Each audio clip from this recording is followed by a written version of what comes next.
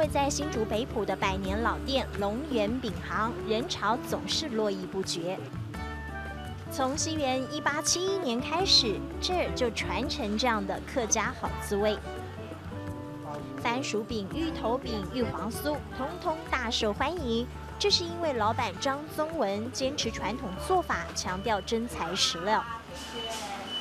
来。搅拌面团、制造面皮，老板说，现在虽然已经是半自动化，但是品质绝对跟手擀的面皮一模一样。面面有。光是一张面皮就要这么花功夫，因为它要让人吃一口就印象深刻。机体会膨胀，开始层层是很明显，大概有10几层、16层的。切开饼皮一层又一层，层次分明，这是番薯饼好吃的秘诀。盖板一层一层一层层，动豆层食到是吧？面酥酥。用平价的番薯取代昂贵的内馅，让人人都吃得起。这是张家老祖宗的智慧，延续到现在一样不马虎。用的是有机无毒的番薯，制作过程小心翼翼。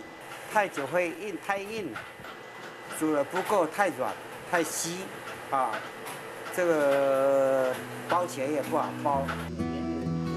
一代传一代，现在第4代的传人张玉宪不但坚持传统，也研发新口味。就像这个擂茶饼，香香脆脆，很可口。不过光是挑选擂茶粉就大有学问了。因为每一个店家做出来的粉，它的成分绝对是不一样，我们一定要去选最好的，大概花了7、8个月有。除了擂茶，用客家麻糬做大饼，香酥又弹牙，这也是他们的招牌。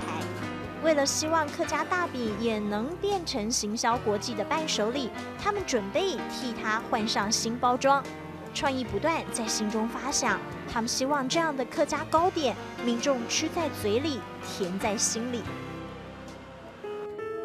层层分明的饼皮里有细腻的番薯，有香甜的芋头，咬下一口有扎实的满足。这是张家人100年用心积累成我的感动时刻。